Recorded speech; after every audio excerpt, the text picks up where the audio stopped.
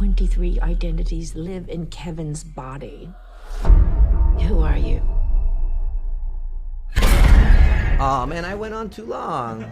He's done awful things to people, and he'll do awful things to you.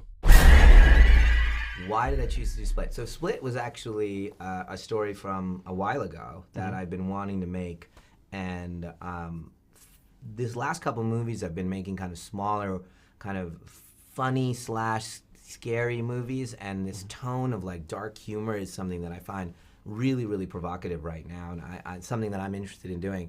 And this idea really lent itself to that. Okay. And Anya, I mean, your character doesn't really have a lot of fun. Was it a kind of a fun experience for you?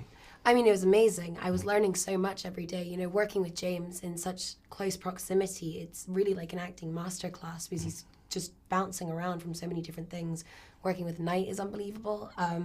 Very specific, demands excellence, which I really thrive in. Like, I love that environment. But yeah, no, we had to have a good time because it's a dark film. Otherwise, you wouldn't really want to go to work. All right. So this is a film about a mental health issue. Were you concerned about portraying mental health? Were you worried that maybe there's some suggestions that this kind of story might stigmatize mental health? How do you approach that? Yeah, I mean, it's by the end of the movie, you feel great empathy for him. Every single human being that's watching it is rooting. I know it's strange. I don't want to give anything away. Right. But it's breaking with convention and taking darkness and talking about humanity and complexity and talking about trauma, and I'm making a mainstream movie about trauma.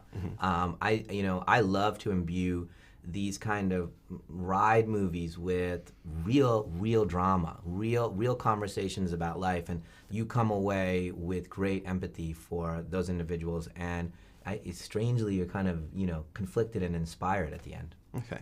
And speaking of real things, I mean, you both have, in terms of your background, born in India, obviously I believe you've lived in Argentina and all around the world.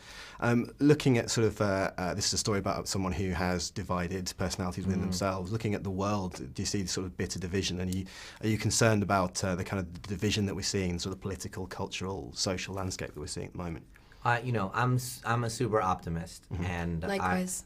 I feel like this was an inevitable moment of having everyone dealing with globalization. It's inevitable. This conversation had to happen. This is a last moment of, can we have it back the way it was? And the answer to that is no, you can't.